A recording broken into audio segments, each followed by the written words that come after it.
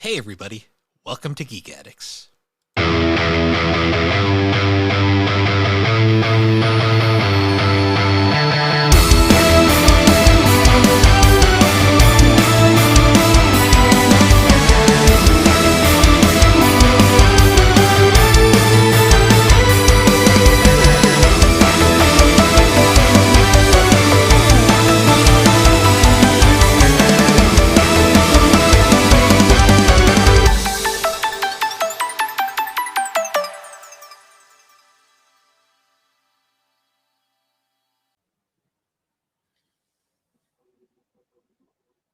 Hello everybody and welcome to Geek Addicts, the pop culture podcast where one hero finally wins his lifelong achievement of beating his rival. I am Bill and this is Matt. How you doing, Matt? Doing well, Bill. How are you? I am exhausted. I have no idea why. It's just been like one of those weekends where I'm just constantly tired.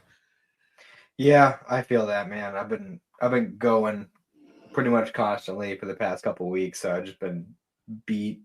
Luckily, I got a night last night. I got to just kind of chill out and fucking I actually got to sleep last night, which was nice, so can't complain there. Yeah, me, Alex, and our mother went we went to the movies last night. We actually saw Project Hail Mary. It Oh yeah, how was it? was really good. I was surprised. I went in with like zero expectations. I was like, that was a really good movie. Better than the movie we watched last Nice. week. Yeah, uh, no kidding. in like every way. Um, it was just interesting because it was mostly just like Ryan Gosling by himself with some a mixture of practical and CGI. It was good. Like it was really. I haven't seen a sci-fi film in a while that I've enjoyed, so Hmm. it was pretty good. I think like the last one I really remember liking was probably like Interstellar. I think Okay. and that Um, was a long time ago. the funny you mentioned a good sci-fi story. I finished Far Sector this week, and I was Oh, really impressed with it. so Far Sector is a good Green Lantern story. I think it's a weird choice for the compacts, but at the same time, it also is a perfect choice because it's so perfectly standalone, even though it's canon to the actual Hmm. Green Lantern. Because like Joe becomes pretty much part of the main cast in like the more recent comics. Um, This that particular comic felt like a Star Trek story, and I loved it. Art is beautiful too. Jamal Campbell's Oh yeah. art is gorgeous. He was on the Superman book for a while there, and oh my god, it was so good. Some of the panel work he did, in, like some of those pages were like really out there, and I really appreciated that. Like Mm, when somebody experiments with the panel layouts and stuff, and they do different things, like I really like that kind of thing. He's really yeah, good with like facial expression and such. facial expression, like he's got like a softness to his like work too that just looks so fucking good. Hmm. Um, it's funny because when he was on Superman, I was sitting there thinking like, how are they going to top this guy? Like the only guy that they could physically like that could possibly outdo Jamal Campbell was Dan Moore, and then they replaced him Hmm. with Dan Moore, and I was like, okay, fair enough. It was Uh, funny too because as I was reading it, I was showing my buddy at work. Like every now and then, I'd like show him like a bit, or I'd talk about the story a little bit, and like he actually got really intrigued after I showed him a few things from the book, and he was like looking up some of the other work that he's done. And he was, I guess he had done like this, he had done like a Power Rangers thing, so did Dan Moore. It's and really funny how both of them came did Power yeah, Rangers comics for a while. but like the few Power Rangers illustrations I saw that he had done looked fucking gorgeous. So low key, the Power Rangers comic series is way better than it has any fucking right to be. I've been Oh reading. yeah. I have a lot of the trades for that. I'm like, holy shit, why is this so fucking good? Hmm. But yeah, that was really good. And I did start reading Court of Owls. Nice. Um That's a good Batman story. It's a little weird because it's New 52 at the but once you realize the New 52 stuff kind of doesn't matter anymore, it's a really fun read. I'm kind of just looking at it as its own thing. Like I'm not really worried about it. Yeah. But I'm only like a little over, like I'm in chapter 2 right now, so I'm still early on, but I'm enjoying what it's doing so far. Hmm. I did find it interesting. Like I like they started there was like this big like social event or something that Bruce was holding, and like he was like getting ready in the back room, like putting on his tie and shit, and it's just like it's doing like that character introduction kind of thing where it's like him, and then it shows Dick, former Robin, current Nightwing, and then it showed Tim Drake, current Red Robin, and then it was like Damian Wayne, Robin. Like we got 3 Robins in this room right now. What the fuck? Yeah. You know what the genius of that was? They were like, literally, like when New 52 started, they were like, reboot, everything starts from scratch. But Batman's popular, so just ignore that.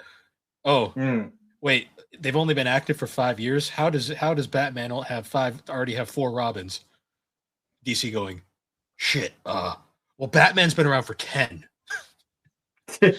Literally, the New 52. Every time you think harder about it, you're like, they didn't plan this out at all. They did not think this through in the slightest. And even 10 years, even 10 years seems a little light for, because you also got to figure if Damien's the current Robin. Yeah, that means he conceived him at some point during that 10-year. And also, what the hell's going on with Jason's around somewhere. No, Jason's in like yeah. a. Jason is in an absolutely horrendous book right now, at this period of time. Oh wait, would he be dead at that point? No, he was alive. He was starring in Red Hood and the Outlaws, a book with him as Red Hood. Roy from the Titans, like Green Arrow's former sidekick, is just there for some reason. Speedy or Arsenal or whatever. He was Arsenal at that point. And like his entire character was literally, I'm a drunk asshole. That's it. And then Starfire was there, and her entire character was, I'm a whore. It was bad. It was bad. Like horrendously bad. It like took them a while to fix that mess. Jesus. Yeah. Oh god, New 52 is. It's funny though, because I was actually watching I finished the 8th wave of CW stuff. Nice. And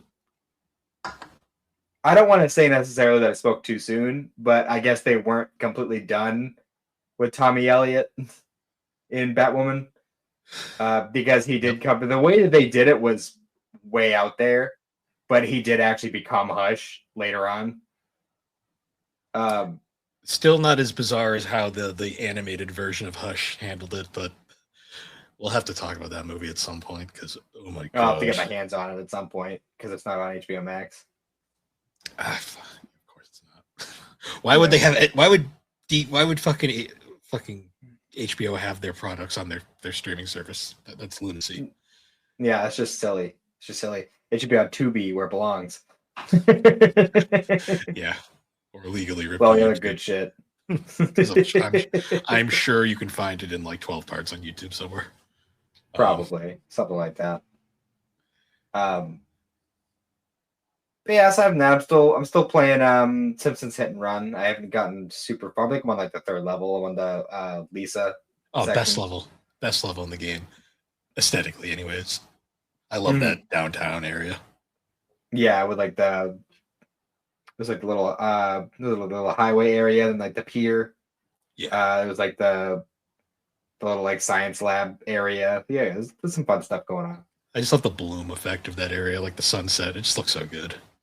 And I discovered that a lot of the emulators that I have on there, I can just log into like a retro achievements thing. Nice account, so I could as long as I'm connected to Wi-Fi, I can get retro achievements for playing all those games. So just for funsies, I started a run of like the Legacy Goku games because I know I can get all those easy. Nice. Speaking of comics, earlier I picked up the next issue of the current Flash run because it's so fucking good. They're literally doing a storyline, which is absolutely hilarious because it's kind of relevant to today's society.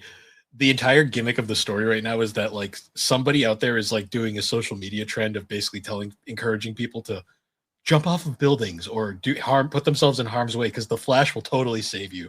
And the best person who gets a photo of it will get like $1 million or something. There was actually a storyline like that in Supergirl. Yeah, it's just it's so A lot of people relevant. died. A lot of people died. No one's died in Flash yet. One kid got hurt because he decided to play on the fucking train tracks, but that's besides the point. Because Flash decided to save some woman who was like making a bomb in her house instead.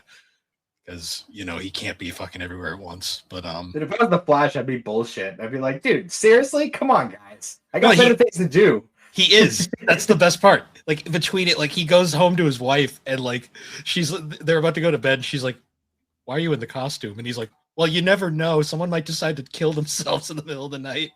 And she's like, "Don't they know the Flash ends his shift at 11?" And he's like, oh, it's so good. The new run. I'm actually collecting floppies again just for this run because I want it to continue. But I picked that up. I also picked up Marvel put out the Spider-Man Superman crossover, which is their version of the crossover because the DC did Superman Batman like a month ago. So now Marvel's doing Spider-Man. I mean, not Superman Batman, Superman Spider-Man. And now Marvel's doing Spider-Man Superman. I picked that up. It was okay. The main story was really fun. The side stories weren't as good as the DC ones. I think it might be just because I'm not as big into Marvel style as I am DC's. That's fair. I enjoyed that though. I also picked up New History of the DC Universe, the Dakota Incident. I haven't had a chance to read. I've been looking into that because that's the Dakota Incident. It specifically, obviously, milestone stuff. Yeah. I picked that up. I haven't had a chance to read it yet. I'm gonna do that eventually because I got to read the actual like New History of the DC Universe first before I read that one. Yeah, because it's like a series. That's like the 4th, I think, volume or something like that. So they did the whole New History of the DC Universe, which was the initial run. That's out on that's fully completed on trade. Then they're doing the Dakota Incident now, which is like a continuation of it, which leads me to believe they're probably going to do more stuff. I hope in the future because it's an interesting concept of like finally settling this fucking continuity mess that we've got going on right now. Yeah. It does give me hope though, because if they're doing that with like the big like pantheon of like let's look at all our DC stuff, and then they also did the DC's Finest for Static recently, and then the Static maybe on crossover. It gives me hope. It gives me hope. Yeah, no, I'm interested in that. Other than that, I haven't been doing a ton. I've been reading manga. I'm reading the Horimiya manga right now, and it's been fun. It's actually interesting reading that story in chronological order because the show definitely did not follow chronological order. Yeah, that sounds interesting.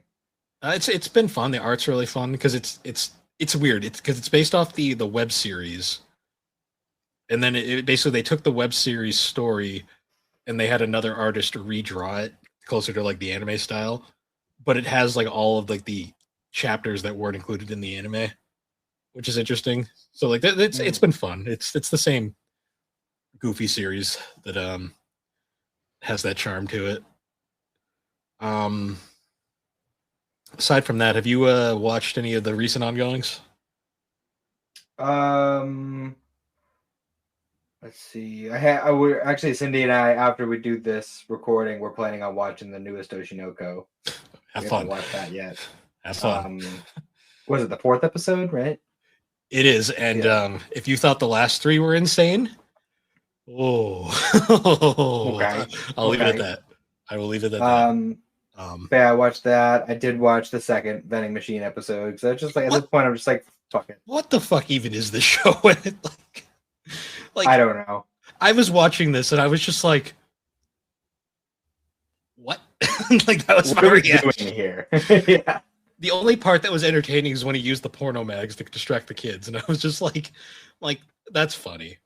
But then I thought the bigger laugh was when the girls were like, "That's gross, Spock." So I'm like, "Yeah, it is." Yeah. But other than that, I was like, "What are we doing here?"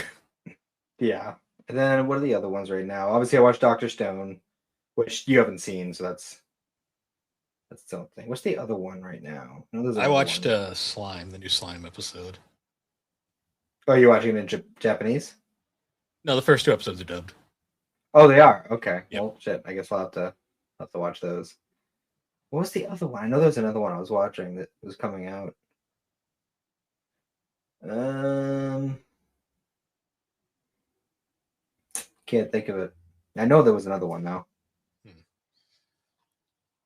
Yeah, all I'll say is Oshinoko. Oh, you'll probably have questions after. That's all I'll say.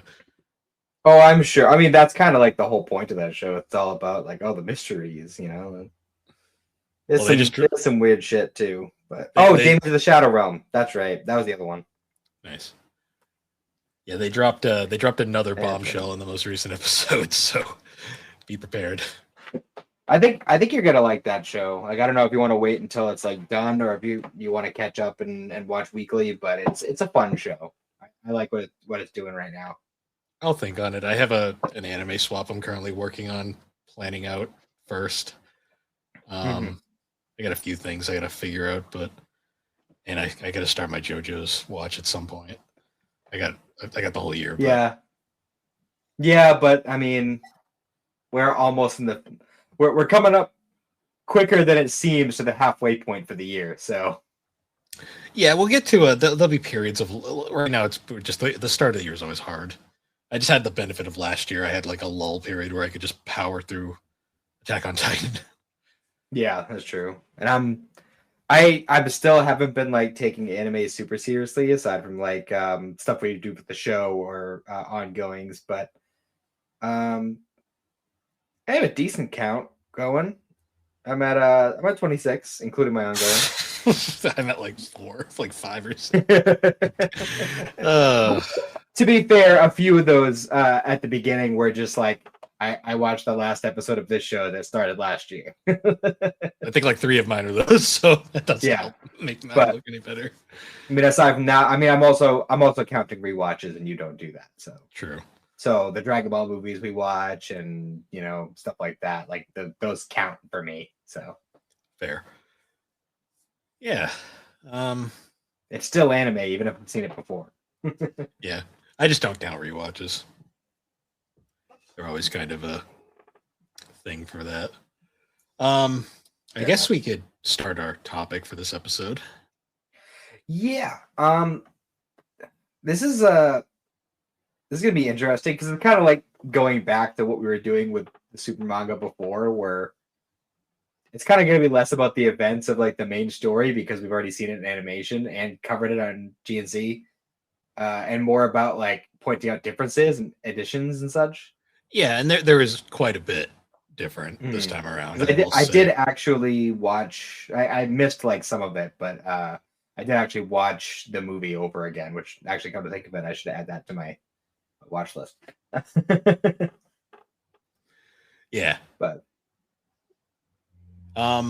yeah. So we've essentially covered the final portion of, as of right now, the Dragon Ball Super manga, which appropriately covers the superhero storyline, and it was interesting. I found it was interesting actually to me how out of all the retellings, this one was like the most accurate to the source, but also had so much more added to it. Yeah, well, I mean, that's the thing is like the meat and potatoes of like the story itself, like what we saw in the movie, was essentially the same. The only real difference was Goten and Trunks having their superhero outfits, and like they actually do more. Krillin was investigating the Red Ribbon Army beforehand. Like those were the only like real differences. Yes, and the reasoning for why Whis doesn't hear Bulma's call is somehow dumber. Oh yeah, this time, like in the movie, the bowl on it is that's dumb, but okay, whatever. That's an unfortunate thing. This one, he just loses it in the woods, and he's just like, oh, where's my staff? Like the shockwave from Goku Vegeta's fight just made it like fly off like next to a tree or something, and then they just forgot about it. Doesn't he have like the ability to just like make it appear at will? Like oh yeah, he can do that. Yes. Anyway, I think it's one of those situations. I think it's one of those situations that we'll have where we're like, we don't have our phone on us, but we're in the middle of something, so we don't realize it at first, and then eventually, like, oh shit, where's my phone? You know? Yeah, I guess I was like, that's so. I was like, how did they make that more stupid? But oh well. Hey, whatever works, right? Yeah. But So we should probably hmm? go on. I was going to say like the major interesting thing from the manga version of this is we have a 3-chapter prequel arc to the story, and then also I guess a three chapter sequel with like a bonus chapter at the end, which is Yeah. like another prequel. Weirdly enough, Yeah. Um, yeah, because it starts with we get Trunks and Goten shenanigans, basically. yeah, because they randomly decided like, oh, we're gonna do the Saiyaman thing because screw it, why not? I mean, it And fits them kind of, I guess. well, I mean, it makes sense in context because I mean, obviously we know Toyotaro's history, uh, getting his, starting out with writing and drawing Dragon Ball AF back in the day, and in his canon with Dragon Ball AF, Goten was in fact a Saiyaman. So it's just kind of more example of him bringing over his own head canon from back in the day and putting it in the official.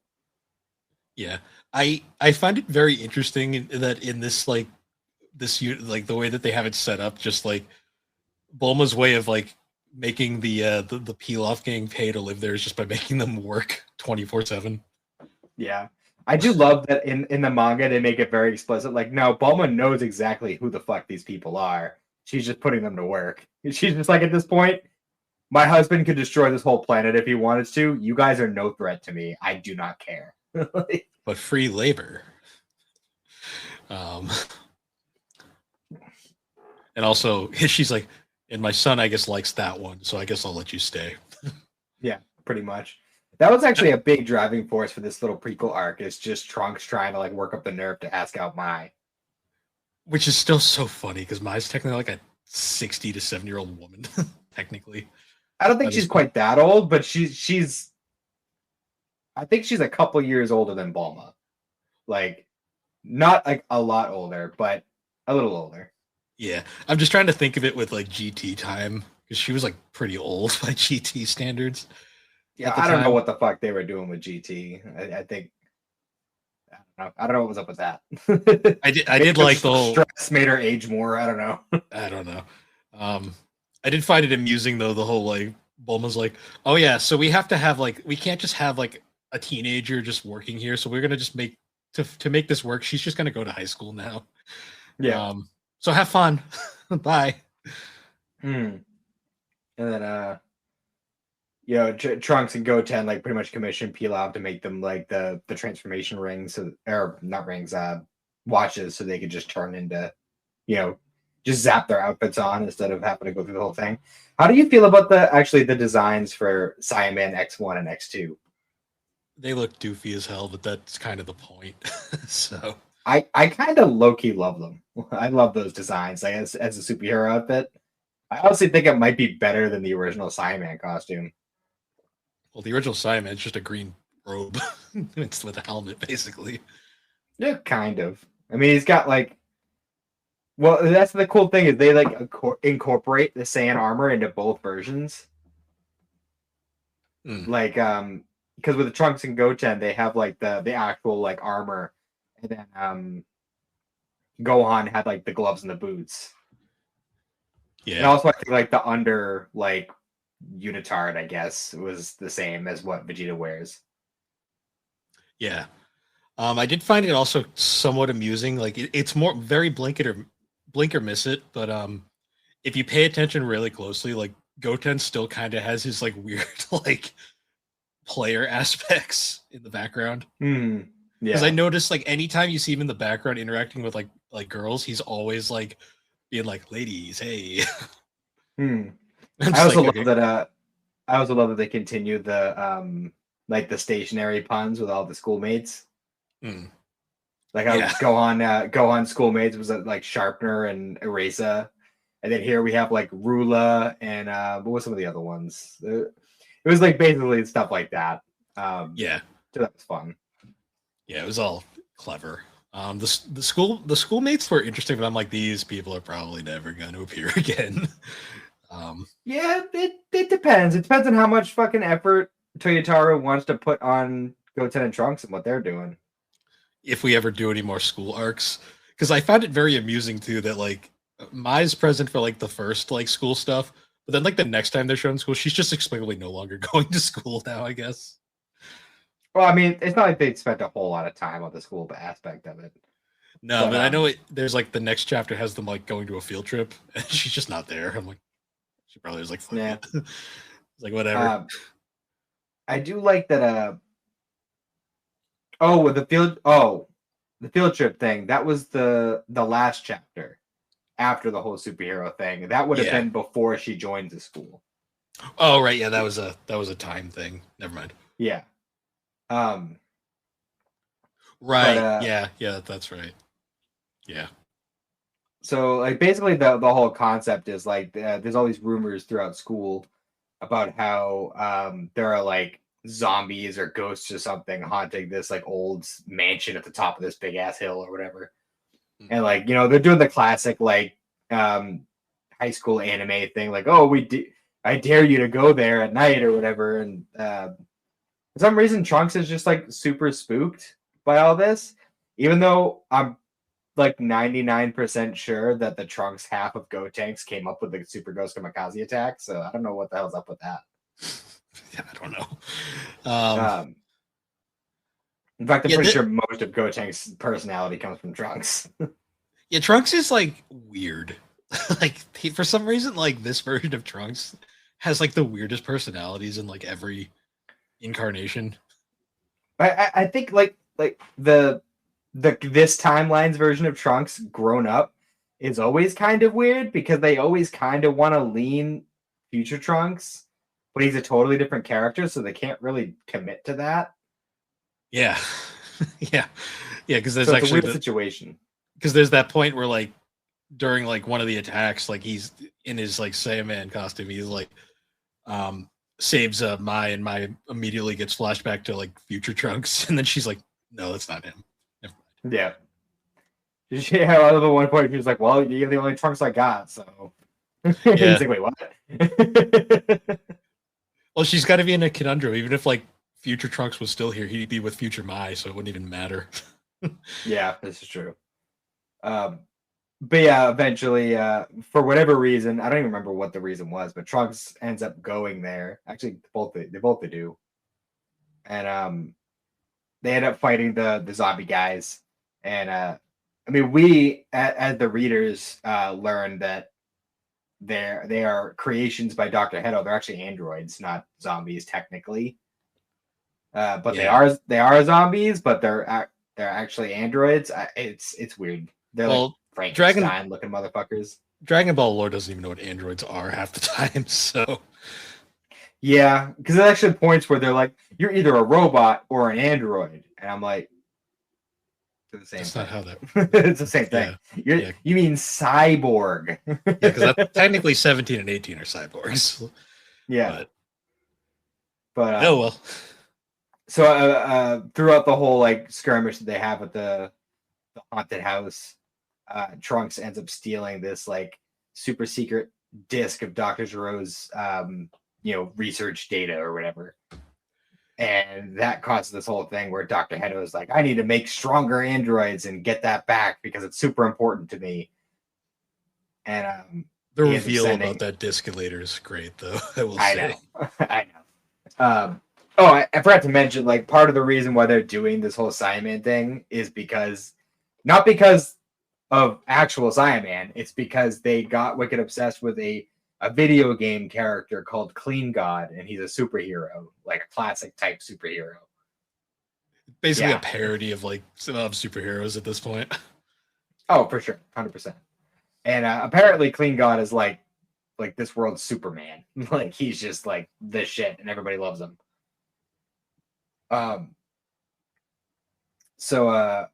He takes the disc and Dr. Hedo's like, I need to make a stronger android to get the disc back. And he ends up sending the beta number 1 or whatever to high school because he also is like high school age or whatever.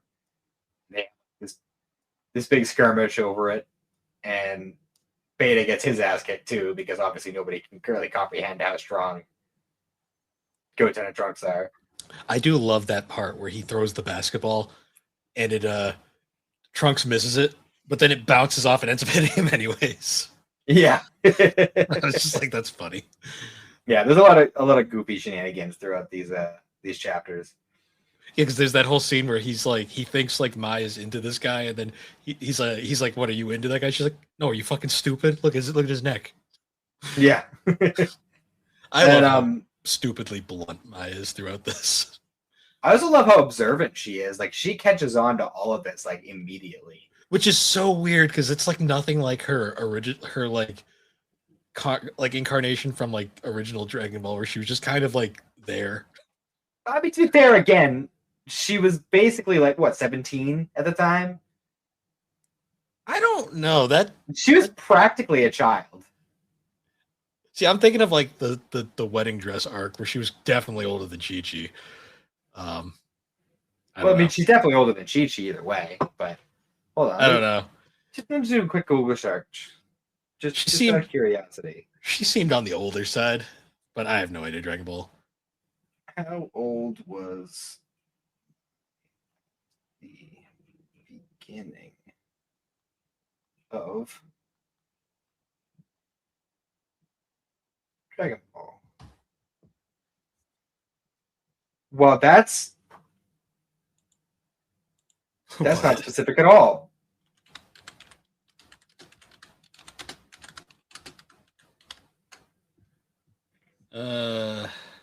Well, the AI response was she was roughly 19 to 30 years old. That's not specific. Yeah, but the best question I can ever go with is going to the Dragon Ball wiki if it gives ages, which nope, that doesn't help. Well, I don't fucking know. Does anybody know? Maybe the manga. Well, this one is saying that she's actually younger than Bulma. I have no idea, dude. We'll never know. They don't know.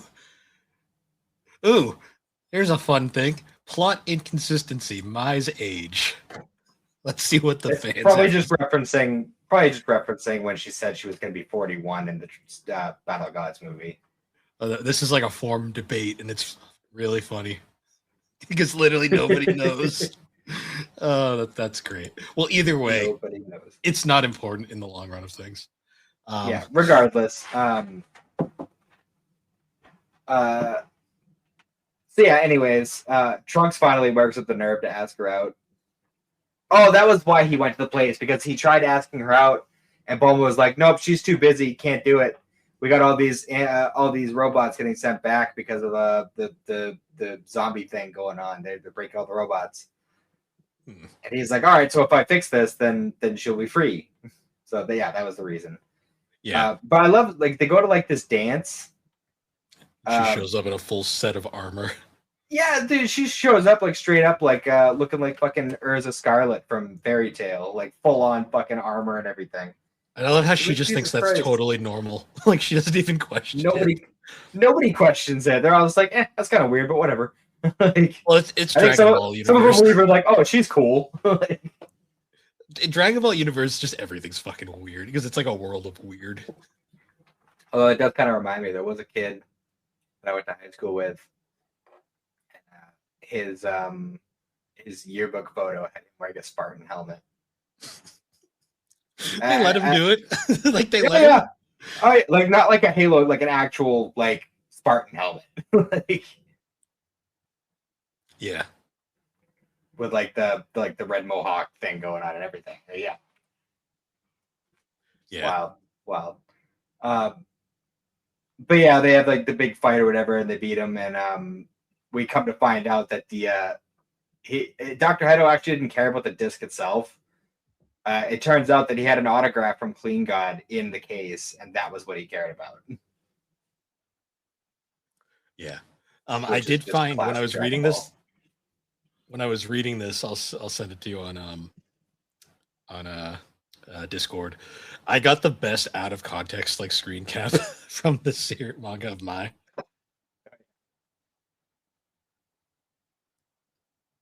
Let's see here.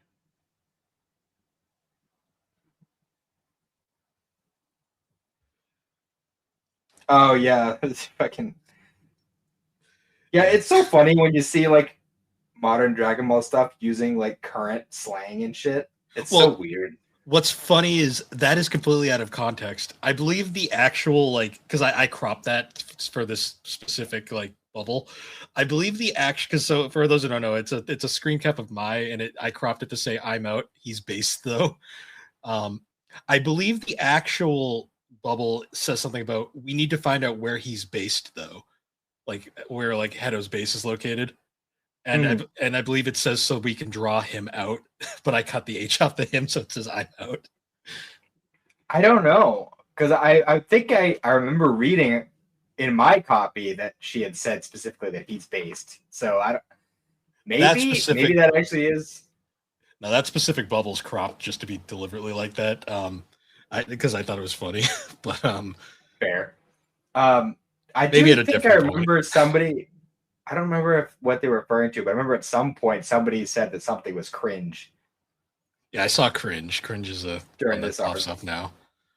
You know, it was something I don't even remember what anime it was that I watched recently, but I watched an anime recently where they no bullshit, they used the phrase dick cheese. And never thought I'd hear that in an anime. Context, like Or they were calling somebody a dick cheese, but I'm just like, Jesus. It's like okay. it's not something I expected to hear in any anime. Like not even like a fucking like M-rated one. Like It was like the start of the NASCAR broadcast this morning. They were interviewing the drivers on fucking pit road, and one of them was like with this like 90-year-old woman, like a fan or something that was just hanging out at the track, and he's like, they're interviewing the driver. He's like, "Oh yeah, I'm in my MILF phase right now," and I'm just no, his cougar. He was like, "I'm in my cougar phase right now," and I'm just like, they just said that on TV. Like, what the fuck? Jesus. 9-year-old woman there. I'm like, Jesus Christ. um, Either way, that's besides the point. Yeah, that whole opening plot is pretty funny. I do like how there's like this subplot with Goten, where one of the classmates is like, I like Trunks. Can you like get him to like take me to the dance? And Goten's like, I don't know. I don't think that'll work, but sure. I love it. It's like implied too that Goten actually likes her, and like he's like, "Oh, like that's not fun for me." That's all right. He's like a player later, so he'll be fine. He'll have girlfriend of the Yeah, week. but well, I mean, he probably still will be. Toyotaro, he likes GT enough to make a continuation for it, so I mean that he'll Goten probably is like still he'll probably still make Goten a player. Goten's like one of the few characters in GT that was actually I thought well handled. So Yeah. because he was actually Um, unique and his personality actually kind of made sense. I didn't like the fucking hair change they gave him in GT No, though. his Like hair looked gave dumb, him but like that they was gave him like a whatever. weird cowlick. It's like I liked the kind of like half Goku hair thing he had going on at the end of Z. Like that was way better to me. Well, he had Guinea's hair basically. Yeah, exactly. Like it was great. Um, that actually come to think about it, that might be where Gine got her hair from since she came so much later. Knowing Toriyama, Anyways, I doubt it, but that would be a good um that would be an interesting parallel. yeah. Um, so yeah, then we get into like the actual superhero stuff, and Well, for the most first we part, got it's like what's funny is first we get like this very abridged retelling of Brawly. yeah, because we got that little bit where they went and got Broly and brought him to Beerus's place, and they were like, "Hey, we didn't cover this in the manga, so we're gonna give you a brief overview of what happened here." It was fine. We get to see Yeah, I mean some of those events. it didn't take anything away, but I mean, you already kind of just waved it away and said go see the movie before, so you could have just continued with that, but whatever. Yeah, I guess they had to be like, oh yeah, Brawly's here now Yeah, because we've been ignoring him whatever. for like two arcs at this point. No kidding. Um, but that was fine. And then I don't remember when exactly it happened. I think it was like towards the end when they were like, "Hey, we got this like whole Black Frieza thing happening, so we should probably do something about this." Like, Yeah, I forgot about that. To be honest, I was like, oh yeah, yeah, Black Frieza was a thing. I'm Yeah, sure, but now Trunks has like God mode. So I mean Gohan. yeah, yes, yeah, him, Yeah. that guy. Well, yeah, that's the thing. See, that's the thing is Goten and Trunks need an upgrade, or at least need to stop fucking up the fusion. No, but funny, funny. It stopped Not, being funny back in Z. I know, I know. Is it bad that it's been so long since I've seen the superhero movie that at first when 18 showed up, I'm like, oh, did they add 18 to this plot? I was like, was she in the movie? And I had to look it up because I completely She was. forgot. I know, yeah, I She remembered. was. I was like, oh yeah, she was here. I completely forgot about that. But yeah, there were a few things that I did like that they did with the manga version. First of all, we got to see Marin post time skip. She grew a nose. She just Yeah, grew a this is true. nose. How does that work? Uh, and Krillin had taken his family to go see the Clean God movie, so that was very nice, a little family moment. I love the Isn't isn't Marin I supposed to love be the like the jealous. same age as like Trunks She's a and little Goten? younger. A little younger. She's a little younger because remember Trunks was already born before Krillin and 18 even got together. True. Oh yeah, he's like 1 year older than Goten, but Goten's existence is still one of the biggest mysteries in fucking Dragon Ball. Is it funny that I kind of forgot that there was an age difference between them? It wasn't until like I read this arc again that I was like, oh yeah, they wouldn't be in the same grade, would they? No, well that's the thing. Goten's existence makes no fucking sense, and it never will. It's like, sure, whatever. Look, you know, Goku pumped a baby into Chi Chi like the week before the tournament. That's all you need to know. Goku got horny for like the first time in like 7 years, and then was like, all right, here we go. Something like that. Or he got Or maybe drugged and Chi Chi did it. I don't know. I was gonna say maybe Chi Chi just had her way with him when he was like dying of the heart virus. Who knows? This plot is so fucking stupid sometimes. Who knows? Oh my god. Also, the bridge makes more sense. That's the sad part.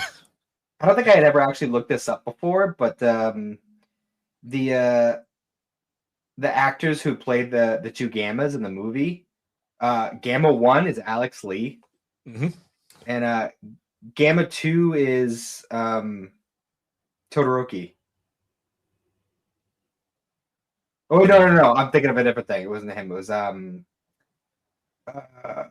what was it? Oh, Hawks. He's Hawks. So Jinwoo and Hawks. Okay. Yeah. Huh. Interesting. Yeah. I was curious because I was watching it earlier. It's like their voices sound mad familiar, and I couldn't place it. You know. Yeah. Also, I noticed that in the scene in the movie where they're having like the car ride, and Magenta's trying to like convince Hedo to join his side or whatever. There was a scene where Carmen got stuck behind a slow driver and he was like getting frustrated. And I realized the driver in front of him was Pan's teacher. That's funny. And there's one more thing. Also, I'm pretty sure this has come up in conversation before, but I think it pretty much is like 100% confirmed that Colonel Violet is Magenta's mom, because he has on his desk is a photo of Commander Red and Colonel Violet. Yeah. Like two separate pictures next to each other. Huh. That's interesting. Little things I noticed. I do find it really amusing though that like Pan's teacher has no issue with the strange green alien just picking her up every day. Yeah. It's pretty funny. Also, we'll get to it later because they bring it up, but like, what the fuck's wrong with Goku at this point?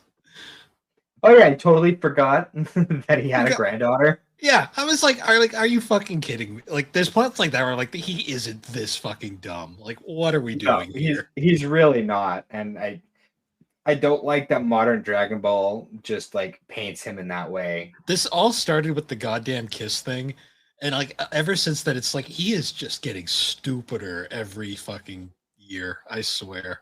Oh, for sure, it's getting frustrating to no end.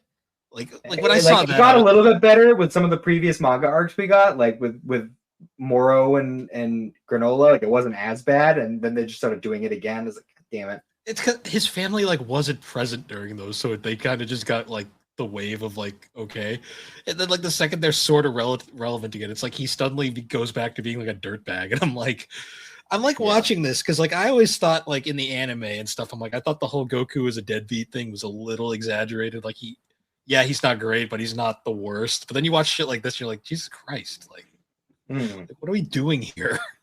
No kidding. No kidding. I'm surprised he remembers who that he is. I'm surprised he remembers Goten half the time. Like, let's be real. For sure. Probably I'm remembers. wondering like how much detail we should go into with the whole movie part of it, because we kind of already covered this on GNC, and Yeah, there's like really not that much different. the only real difference is like the Goten and Trunks actually do something before they fuck up their transformation, like for a few Yeah. minutes there. The Everything art else was is really nice. Did you notice the Attack on Titan reference? yeah, I saw that. That was interesting. The whole Toriutaro is a really good artist. Like he throws in little details everywhere that are just fun. Because yeah, because it was like literally the Cell Max like reveal like after he woke up, he did the colossal Titan thing where he had the hand over the wall and he pulled his head over, and then you got that close up on his face, and it just had like so much detail in that one illustration. It looked really Yeah, good. I was like, you're not smooth, Toyotaro. I see what you're doing here. Yeah, other than that, though, honestly funny. like it was actually kind of interesting seeing a lot of these scenes in a more traditional style because I've come to really love the animation they used for superhero, like the movie. But Yeah. looking at it drawn more traditionally, it hits differently in a way. Yeah, for sure. Which I That's one really thing enjoyed. yeah, that's one thing I'm really looking forward to when we get the reanimated like remake of Super, is when they get around to the superhero arc, seeing that in 2D will be interesting. I'm looking forward to that. Assuming they don't just do something stupid and make it all CG, because that would be a bad idea. They'd be Fingers Berserk crossed. all over again. I mean, the CG has gotten a lot better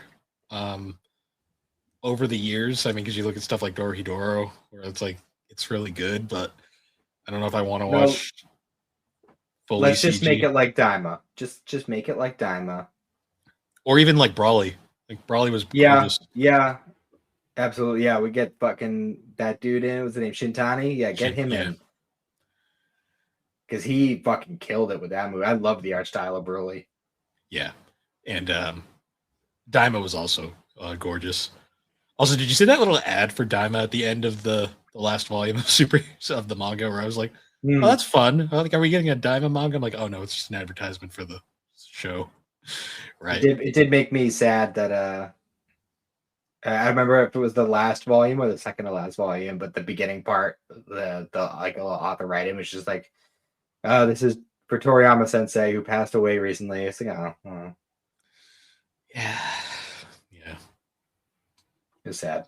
Made me sad a little there. Yeah, so overall, the whole plot is basically the same. We see Chi-Chi for one split second in this, so she exists in this canon. I do like that, like Bulma sent Goten and Trunks, like specifically. She was like, you guys need to go and help them." Like, didn't just show up randomly. Yeah, and I love the fact that the one time we see Chi-Chi, she's grounded Goten. And I'm like, yep, that's about right. And I do love a lot of like the little like Krillin just being a cop stuff. Like when they were having that car conversation that I mentioned earlier, Krillin was just tailing them the whole time and trying to get at them. And the bee was attacking him, and that's why they ended up getting away. I love when he's talking to his like superior, who's like another blonde woman, and 18's just mugging him the entire time. Yes, I love that. Jealous 18. I love that. 18 and Marin were mugging him the entire time. I love it. It was watch great. it. I'm just like, and he's oblivious. He doesn't even realize like the whole time. And she's like, "I'm going to." Which my one question is, what happened to Marin? They just left her behind. They just give her money for an Uber. She's fine. Yeah, she can take care of herself. Or maybe they taught her how to fly. Who knows? 17 showed up and took her home. I don't know. Could have. Maybe they just call the Bulma, hey, pick up my kid. We got shit to do. Bulma, do send the peel off gang. They can go get her. Yeah, something like that. Just think there was too much else for like differences. It wasn't really much, honestly. It was interesting the way he drew Orange Piccolo because obviously he couldn't do the color difference. So Yeah, yeah, that was interesting. And I can actually see. getting to see, there was one scene that I thought, well, one panel rather, that I thought was really weird because I felt like he couldn't figure out the heights for the characters because when it was after Cell Max was destroyed and you're doing like the silhouette in the dirt, like the dust or whatever, the dust cloud, and when Pam was trying to find them, and you see the silhouettes of Piccolo and Gohan next to each other, and fucking Piccolo's gigantic and Gohan's like up to his knee. It was really weird. Yeah, that was a weird perspective. And as much as I love the Beast form, um, it does look really awkward with like the hair. It looked better in the anime in the movie, to be perfectly honest, with the color and the CG. It was still awkward though. But yeah, I agree. Well, they're just at that point they're just making fun of the whole fact with like the hair and shit, where it's just like, yeah, this is pretty stupid, but whatever. Also, I love that they finally, like, in the canon, gave the Ultimate Gohan form a name, and Gohan, Yeah, and it was Goten and Trunks who gave it to him, and he's like, "Well, Ultimate form? What the fuck is that?" He's like, "Well, we never know what to call that form, so we just decided to call it that because it was cool." I love how that form is literally it's just like it's just his regular form, but his little like cowlick thing falls down and it's just like ultimate Gohan. Yep. What was another good scene? I just the whole story is goofy, but I do love it's straight up just a Gohan and Piccolo story still. I mean, Piccolo is really the main character of this story arc because He we're with really him like is. the whole time, pretty much. He really is. Like what reading it, it makes a lot more sense. The movie, it's very clear too. Um, it's interesting. It's I, that movie to me is still at the point where I'm just like, this is like the last true love letter, not counting Diamond. It's like one of the last true like love letters Toriyama gave us because he Yeah, finally answered that question everybody had, where people were like, we're tired of Goku and Vegeta doing everything, yeah, and it's like, oh, we're gonna put them on the cover, and then just be like, psych, they're not actually relevant to this movie at all. Um, yeah. that was good. I really enjoy. I still enjoy that to this day. Like, even though it's I'm still pretty sure. confusing. I was gonna say, I'm pretty sure Toriyama said that Piccolo was his favorite character too. So I'm glad that they did that. Could tell. I mean, he's always been treated fairly well throughout the thing. Honestly, Gohan's gotten the shaft more often than Piccolo has. Oh, for sure. 100%. This I still find Gohan bizarre in this movie though, because he just is suddenly like he's just as goofy as he was throughout Super, but then like suddenly he's just like, oh yeah, I can still fight perfectly fine. I'm just like, It's okay, almost less like it almost makes less sense than the animated version too. Like if you're looking at the superhero film with the Tournament of Power anime version, and then you look at the manga versions of both of those, and the manga version almost makes less sense because like obviously like he got whipped into shape for the tournament in the anime, and then he did fuck all for a while, and then went back to be like, oh, I can barely turn Super Saiyan like again. Um, but in the manga, they made him seem like way stronger than he was in the anime version for the Tournament of Power. Like he beat Kefla himself. yeah, which I liked, but at the same time, it was confusing. Yeah, and then like it's like, oh yeah, I can barely do Super Saiyan again, and I can't turn Ultimate unless I get mad. Which it kind of defeats the purpose because the Ultimate isn't like an anger form. It's not. It's not like a Super Saiyan form. But then what gets me is like then we get into the second the new post like movie stuff, and he can just go beast whenever, I guess. Well, supposedly, like this occasion with Goku and Vegeta not showing up to help, I I think what they're trying to do is they're trying to make it like Gohan finally had his like oh shit moment, where like, no, I actually do need to keep up with this and like not slack off and just do the fucking study thing all the time. Like, eventually Goku and Vegeta will not be here anymore, and I need to step up and be the guy. Yeah. I did really enjoy in the post stuff where we get this scene where or Carmine and it's Carmine still, right? Yeah. And his like little lackey are like still being a nuisance. I'm pretty sure it's still the same dude that Piccolo was like doing the missions with and stuff, like that dude. Him, yeah, that guy. They're still trying to cause shit, and like Gohan's just not having it. He's like, I am fucking not dealing with your shit right now. And then they all just get teleported to, well, because like we go back up to Beerus's planet. Like we still had the whole Beerus has a type moment. Oh yeah. Vegeta beats Goku, and I love how they have him like just keep rubbing it in afterwards, which was great. Yeah, he's like, you mean that time when I beat you? And I love how Goku's literally like, you win once and you never let it go. Like, Jesus Christ. But yeah, I do love that they're like Carmine and the lackey there, like, oh, we look at these like superhero guys.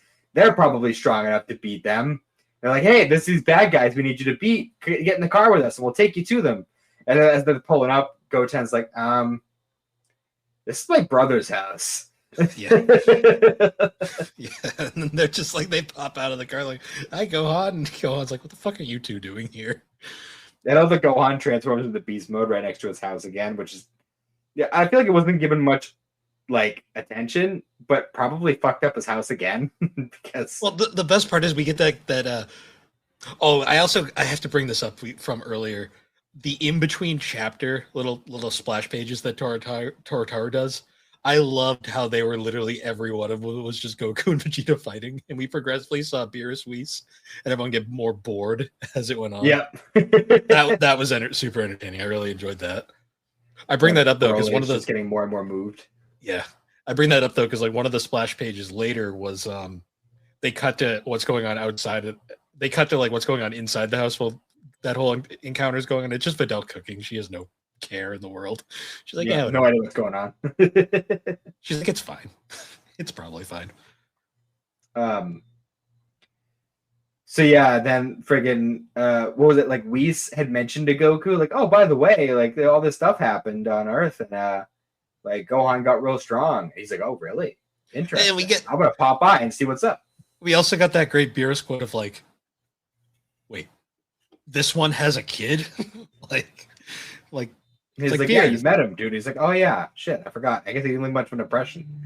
it was literally just Beerus. See, Beerus, that's funny because I love Beerus's no fucks given attitude. Yeah. Goku forgetting his own grandchild, that's just fucking annoying. It's like, yeah. Especially since Pan's only like, what, 3? So it's not like he was in that long ago. Also, how long were they up on that planet? Because it's implied they were up there for a while. I mean, that's not totally like a foreign concept for Goku and Vegeta. So no, it's weird though because it just this one felt weird. Like they come back and it's like because usually like Chi-Chi or someone would throw up more of a stink, but I guess they just don't care at this point anymore. I do love like we'll get into a little bit more into like the actual like what happens on the planet, but I do love how when they're getting ready to go back home to Earth, Vegeta's like, yeah, I should probably go home too. If I stay away for too long, Bulma will probably get bored and find someone else. Yeah. Which is really funny because Goku has no thoughts of that about Chi-Chi whatsoever. He's just like, yeah, she'll be there. He's like, yeah, whatever. She's loyal. Chi-Chi doesn't get out much. I think that's the implication there. No, she's literally trapped on a mountain. So. Also, I got to bring this up because this is just like a funny art like thing. They do that joke where they bring up the fact that Bulma's been abusing the Dragon Balls with frivolous wishes to keep them out of enemy hands by just like de-aging herself slowly. And I love at a time. I just found it really amusing that they claim that she's done like all these things to still look young. Why hence why she still looks young at this point. And then like with that one scene we see of Chi-Chi, she just still looks the same age. I'm like, yeah, this doesn't make sense, but whatever. It's fine.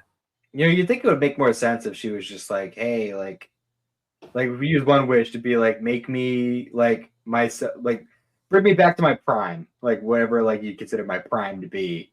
That's one wish, and the second wish is like, okay, make me stop aging.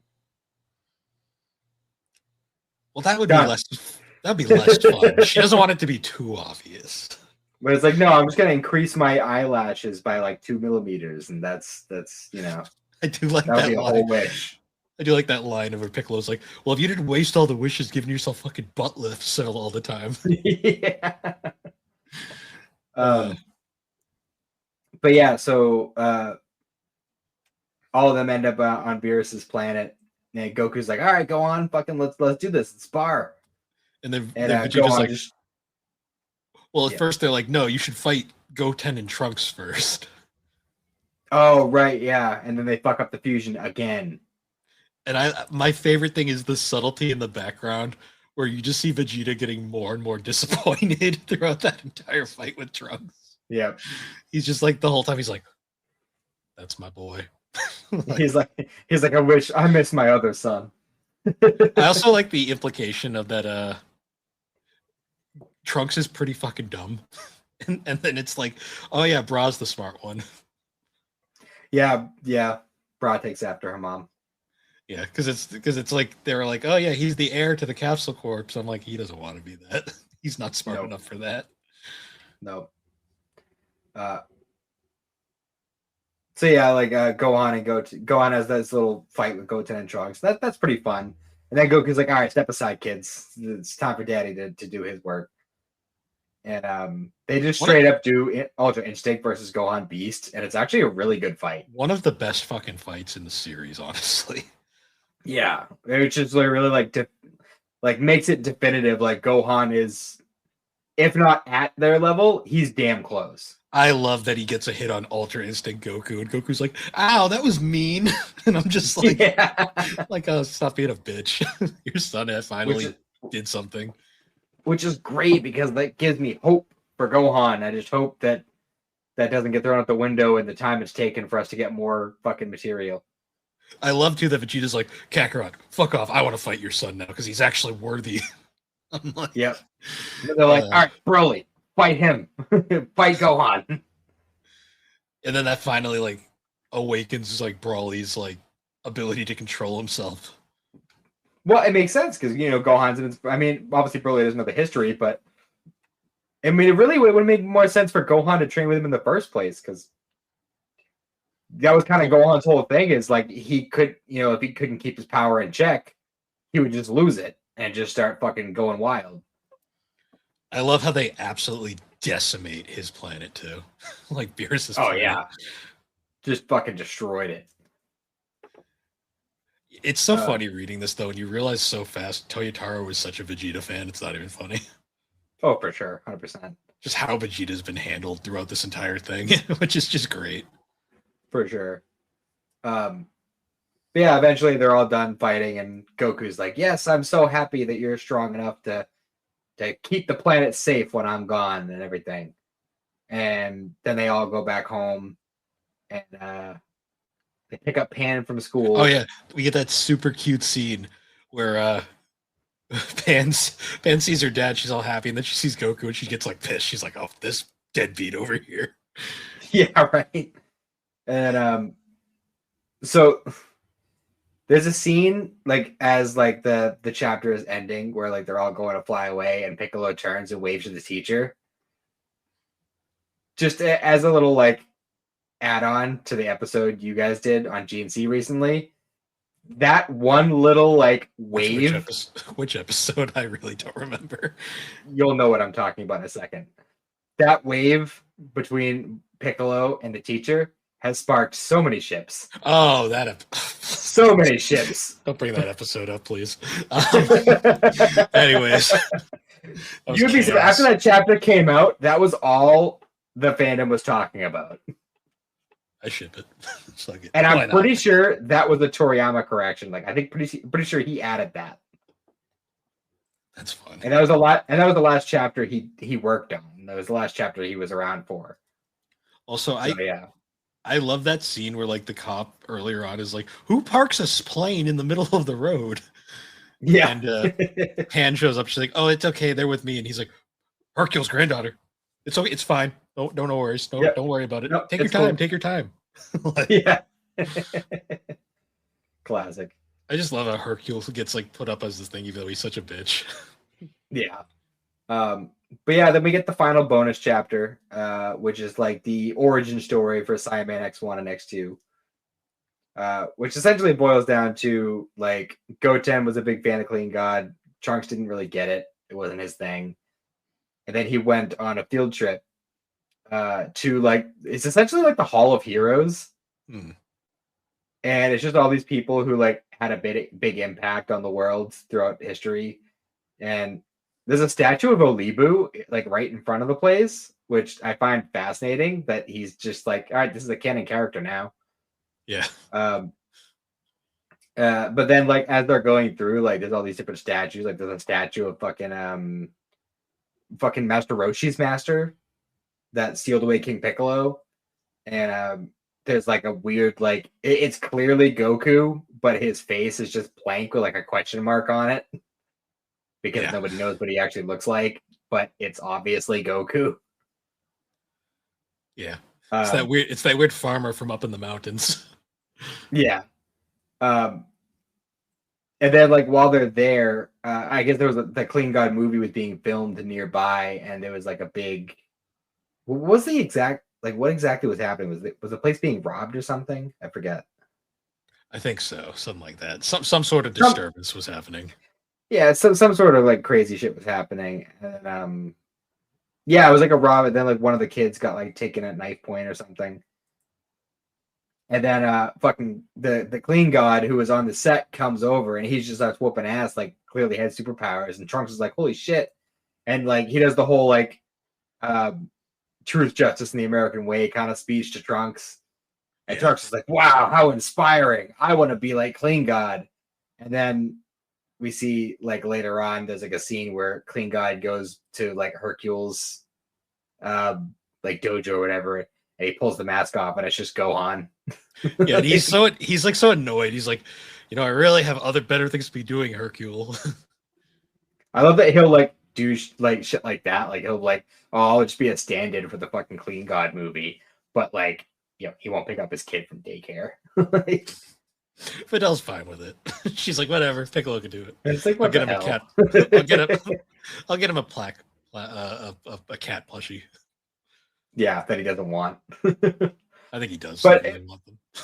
It was a fun little chapter. I'm glad it exists, but being the only chapter we've gotten over the past like over a year is pretty sad. Yeah, I think they're still trying to figure out what they're doing. So, well, there's probably a lot of legal wrangling they gotta work through.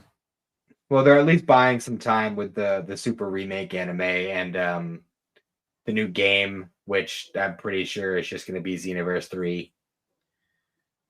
Yeah, we'll see. Yeah, we'll see how that goes. It's just weird. It's finally over. Like we've been covering this for like 2 years now, I think. It's been a while. Yeah, it's been like at least a year and a half.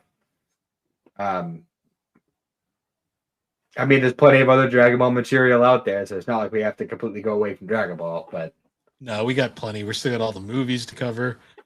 We'll eventually cover the original manga. I would like to cover the multiverse fan manga at some point, or fan comic. That's actually really well done, and I think you would enjoy it. It's still going, actually, to this day. We'll have to talk about AF too at some point in full. Yeah, that'll have to be just like its own episode. That'll be a whole rabbit hole. There's we have to do a proper sit down and talk about GT at some point, even though I don't really want to. Hey, there's some good qualities about GT. Well, one thing that does suck though is I discovered recently that Crunchyroll's version of GT uses the American music for some reason. It bothers the hell out of me. You ready for the Grand Tour? No, I have my DVD rips with the Japanese music, and that's that'll do me just fine. Thank you very much. I have the green box, so I'm good there. Good. I've got the green box that has been watched once, and that Hit was that enough. marathon mode. God, how did No Gran Daima do Torino. it? Daima did it so much fucking better. That's the sad part. Although I guess we could do the GT like Heroes Legacy, like that'll be part of the whole movie thing. So We'll get to that eventually. I mean, that's the best part of GT, honestly, in my opinion. But it's honestly, yeah, it is pretty good. because the rest of GT is like, why? Hey, there's some stuff about GT. I'm actually in the minority that loves Super 17. So just throwing that out there. I The way love they Super. beat him is stupid. See, I used to say the best part about GT was Super Saiyan 4, but that's officially canon now. So, yeah, but the GT design is better. Sorry, Toriyama, but true. But I'm just like salty that my first experience seeing that show was literally I just happened to see a clip of that fucking scene of old lady nurse Chi-Chi shoving the needle in Goku's ass, and I was like, what the fuck? What are we doing? Like, what's going on at this point? I do love that Toriyama like simultaneously steals one of the best parts of GT and also shits on GT at the same time because Super Saiyan 4's introduction in Daima was a child version of it. Yeah. And GT was like, well, Super Saiyan 4 is just so strong that it forces his body to be an adult while he's in that form. And then when he deactivates it, he's a kid again. They're just stupid. That is still the... GT would have been so much more tolerable if they didn't do the stupid make Goku a kid thing for no reason. Well, see... I would have had a problem with it if they just kept it to that arc and then was like, well, the arc is over now. Well, a lot of people say turn like, you an adult again. A lot of people say like he should have just stayed an adult after he went 4 for the first time. Then that would have been fine. Yeah. People would have got over it. That would have made perfect sense. But no, then we get stupid lines of dialogue like where they're like, well, how do you what's it? How do you interact with Chi-Chi? He's like, well, I could just go Super Saiyan 4 if I want to hang out with Chi-Chi. I'm like, yeah, okay, sure. Out. Sure. Whatever. The one scene where Pan's like, well, grandparents' day at school is coming up. Can you turn Super Saiyan 4 and come in? It's like, no. Yeah, big hairy. I'll scare everybody. Gorilla Man shows up. Yeah, that'll go well. Like, I'm not putting on a shirt with all this fur, and I doubt they'll appreciate me walking in with no shirt on, so. And then Chi-Chi's whole response is like, well, he acts like a fucking child half the time anyway, so it's not like it makes a difference. I'm like this is an which is weird because GT version of Goku was way more mature than fucking Super's version of Goku. I know. Like what? What? How is it that like out of everything that Toei did wrong with GT, the one thing they did right was Goku's personality? Well, it was the Goku show, so they had to get that right. Like holy shit. Yeah. Is it weird though? I still think the most mature Goku is still the one from Fusion Reborn. Like, I don't know. Nah, he was up there. Yeah, it's one of his most mature characterizations. Even though he does, I'd say Wrath of the Dragon too. Honestly, he's like such a small part of that movie though. Now that I think about it, but really, when you really boil it down, man, like it's just Z Goku was just fucking way more mature than anything else. This Z Goku is just like, no, I'm an adult. Like, I'm just being an adult. Yeah, especially like, honestly, like right at the end, he like that the time skip that's dubiously canon at this point. At the end of Z, that's like his most mature until the end when he just abandons his family again. But that's besides the point. Well, all his kids were grown. His wife can deal. I guess she's probably already passed like the menopause phase and everything, and you know she's just doing her thing. Chi-Chi has Chi-Chi is literally like has the worst life in Dragon Ball. I swear to God. Oh, for sure. Like what she really got like unlucky in like the wasn't she like a princess like wealthy or something? I don't know. Yeah, she's a prince. She's Princess Chi-Chi. Yeah. And that makes also like that makes Kakarot a prince. Think about that for a minute. Have you read the original like first arc of Dragon Ball? It's been a while, but I remember it being interesting. Because I actually, funny enough, this came up in conversation yesterday because we were talking about Dragon Ball, So the reason Chi-Chi wanted to marry Goku, right? So when they first met, they, he's like, "Oh, you gotta go grab Chi-Chi. You gotta go to Master Roshi's and ask for the Bancho fan, whatever." And while they're on the Nimbus ride, he gives her the pat pat, right? He sure does. And there's like a little narration blurb when that happens in the manga, and it says like, and even though she was like deeply embarrassed or whatever, she knew that since he touched her down there, they were destined to be married one day. That's literally his textual. That's the reason. Sure. Why not? And then her life was ruined from then on out. So, I mean, we can make all the jokes about her raping him as we want, but he touched her first. And that's why she's fixated on him. So, Dragon Ball's a fucked up manga when you really think about it. yeah, it was the 80s. I know. It's honestly gotten worse in the modern stuff. Yeah. Well, for Goku, anyways. The rest of the characters have done surprisingly well in the modern stuff. No kidding. But yeah, that's the superhero manga arc. Not really a whole lot to say about the arc itself. It was mostly the beginning, like the prequel and the sequel chapters that were really worth talking about. Yeah, they honestly downplayed the Red Ribbon stuff quite a bit. Yeah, because I mean, it was funny too because like the little beginning parts with Piccolo, like doing the whole like undercover thing. Which, by the way, I love the whole him disguised as Red Ribbon Army guy. Like that look is cool for him. I like it. It is. But like when he's doing that whole bit, he's flying back and forth and making the wish and everything. Like that is like a normal reading speed for manga. And then as soon as fucking Gohan comes on the scene, it's like done. Yeah, I was like, holy shit! Like, cause like that the Trunks like high school stuff, that was a pretty dense read, all things considered. Yeah, which leads me to believe that was like mostly original Toyotaro stuff. Probably. And then we get to like the stuff that's the Toriyama stuff, and it was just like, yep, it's just like like turning the page every like 15 seconds. And it's just like, oh, punch, kick, fly, kick, punch. And that book is done. On to the next one. New stuff. I did also like the joke at the end where after Carmine has that traumatizing experience up on Beerus's planet, he's like, you know what? We're good. We're gonna go leave. Yeah. And we're straight now. And he's like, you know what? Pharmaceuticals might be the way. And then they just go off to the distance. And I'm really looking forward, honestly, to whenever, like, if it ends up going in that direction, whenever Tournament of Power 2 happens, Universe 7's team is stacked. That's why what I really hope happens is that, like, well, Universe 7 won the last one, so we're going to have them and the 4 exempt universes. That's going to be the new tournament. It would have to be because, like, Goku has only gotten stronger. Vegeta's fucking ultra ego now. I still fucking love that name. Yeah. Gohan Beast, Orange Pickle. Like, honestly, like, yeah. Gamma #1.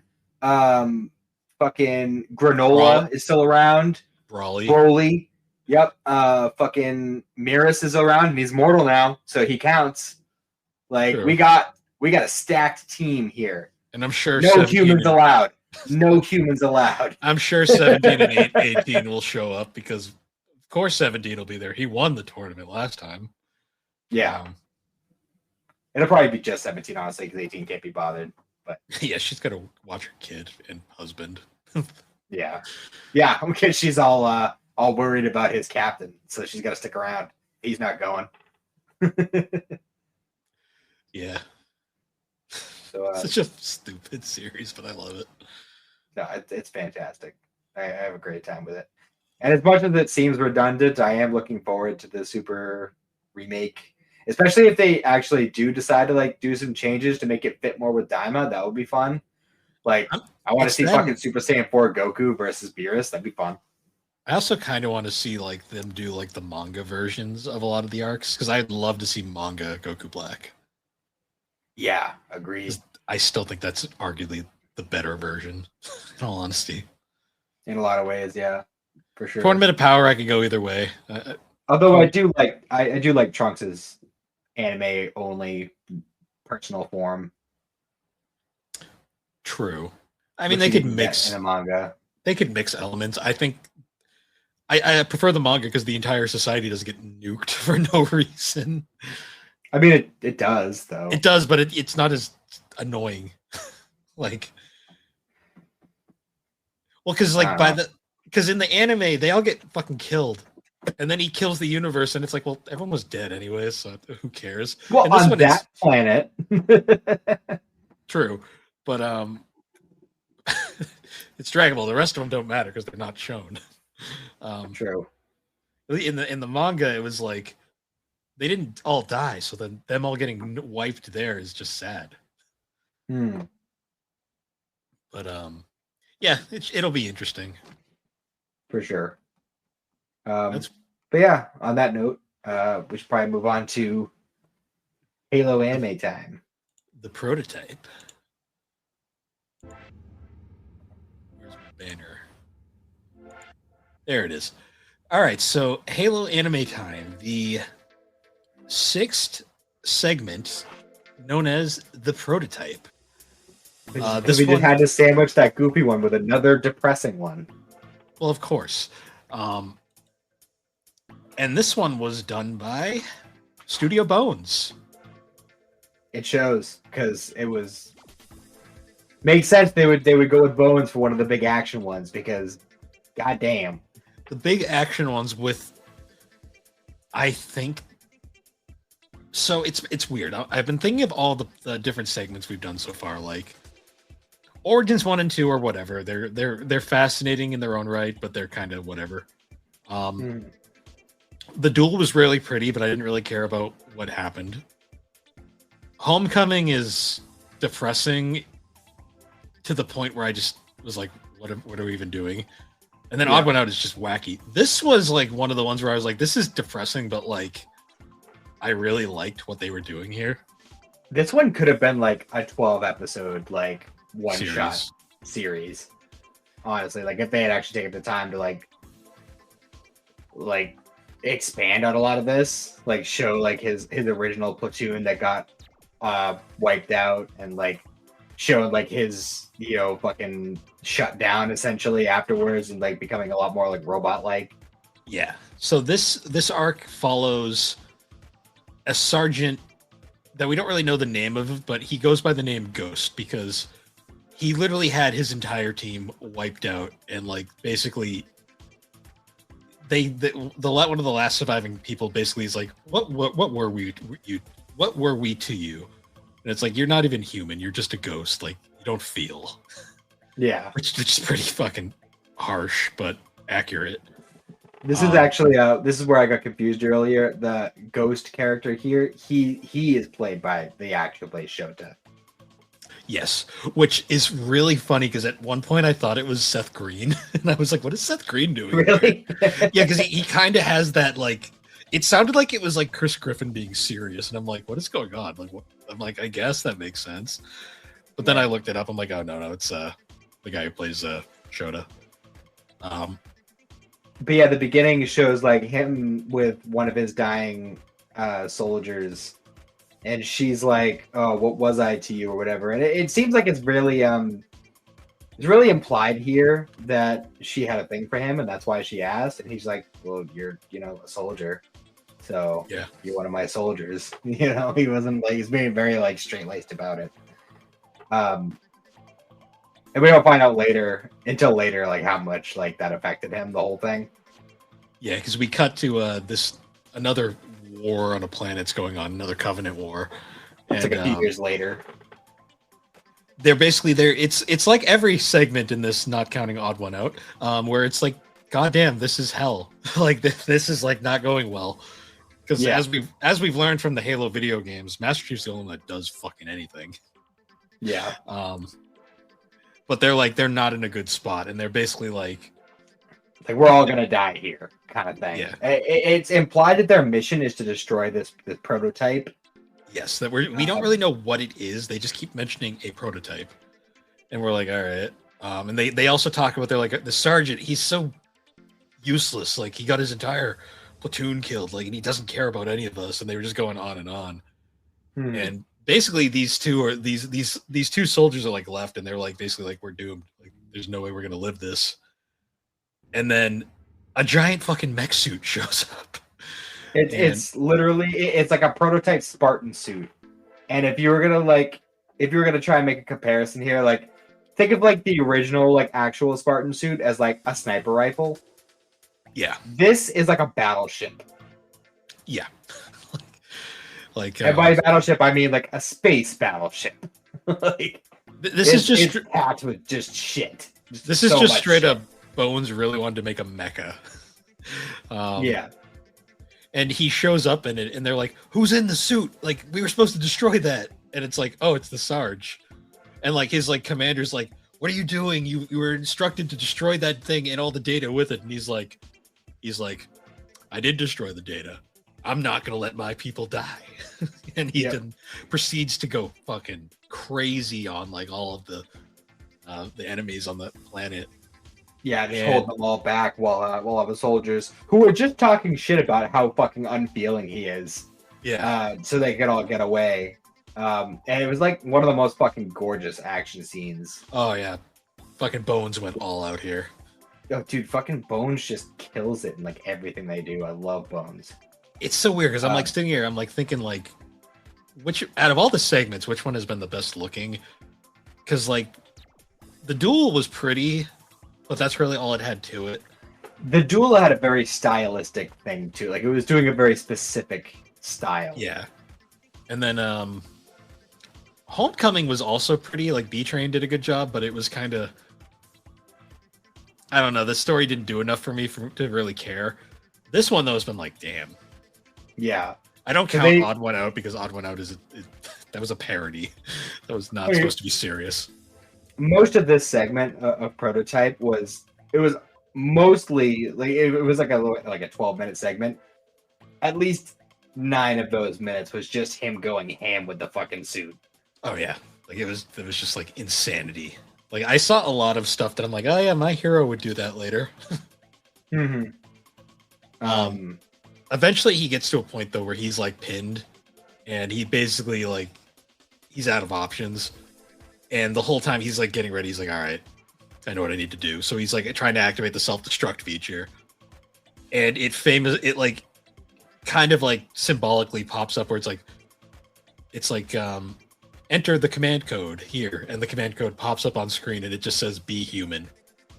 Yeah. And then we get another little flashback of like the scene of him with his dying soldier, and we actually see like how affected by it he was in this scene where he's doing the classic screaming up into the sky like no the for those who've played Mega Man X4 the what am I fighting for?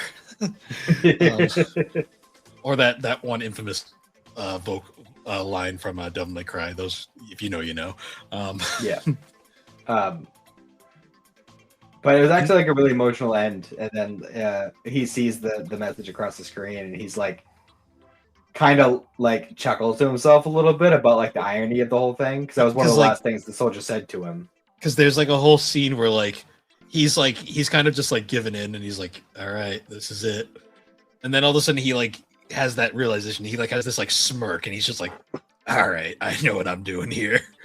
Because then he says the command, and he's like, ha, I guess I'm gonna be human one more time. Yep. At the end. And then the fucking suit explodes, and holy shit. Like, yeah. Apparently there was a fucking nuclear device in that suit, because yeah, that thing fucking went off, and everyone nearby was, or even remotely nearby, was definitely obliterated. Oh yeah, it just like wiped everybody. But then we get this kind of like really kind of emotional scene where it's the commander that was calling him out for treason basically is going over his mission debrief report, and he's like, redact that entire final section. And then he goes on to be basically like, this man was a hero, one of the greatest humans of all time, basically. Yeah, officially missing in action, but like, no, he's dead. He's super dead. He is like as dead as you could be. There is nothing left to retrieve. but it is fitting. Ain't no teddy bear plushes on him. Also, what I find interesting is this is like arguably like the best segment so far. Depending on it, Odd Man Out's hard to count just because that was a thing. In terms of serious ones, yeah. It's interesting too. This is the only one that doesn't rely on Master Chief so far. This is the first one that I've really felt like, yeah, this honestly could just be its own little series, like its own little pocket series. No, it was really well animated. The music's phenomenal. Like the music throughout this entire series has been really good. Yeah. The voice acting's great, and this one really hit me like, emotionally. I was like, "Damn, that's sad." Yeah, for sure. I wasn't even that sad with like the ending of Homecoming because I just was like, I don't know. I just did not feel attached to them. No, there wasn't really any reason to, because we also we didn't really get any time with them about like what they went through with training or anything like that. We don't really know. Like if you're going just based off of this film and the segments within it, like we don't know anything about like the Spartan training program except for they were kidnapped. That's all we know. I felt bad for the clone she murdered more than anything. For sure. No, this one was very. This could have honestly been a series, and it's crazy that it didn't have to rely on Master Chief or any of that stuff. Yeah, there wasn't any Spartans throughout this whole thing, actually.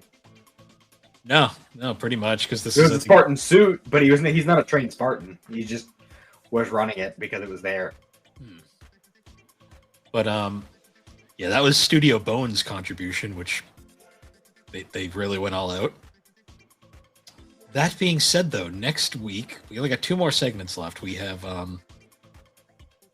and next week is actually my favorite one, The Babysitter. Nice. This one was the 3rd one done by Studio 4 Degrees Celsius. So they really like that studio, I guess. Well, they kind of got the shaft because they did the 2 origins, and they really didn't get to go super all out with those. Yeah, makes sense. This one is the one where they really go, because this one is the one I argue could also be a series in itself. So I look forward to covering that next week. And then other than that, there's the package, which was the final one, which is ironically the one that features Master Chief the most. So we'll get to that later. All right. But yeah, that was Halo anime time. Very nice. So yeah, that was another successful episode, I'd say. Yeah. Yeah, other than that though, I guess now is as good a time to sign off. Once again, guys, thank you for joining us on Geek Addicts. You can find Geek Addicts on all the major podcasting platforms, Apple, Spotify, the usuals. Anyone who watches on YouTube, thanks, I guess. Also, check us out on the Superpod Network, superpodnetwork.com. Awesome site. We can find a whole bunch of different podcasts, videos, blogs, all sorts of fun stuff. Yeah, so check us out there. And until next time, guys, thank you for watching, listening. We'll see you all later. Have a good one.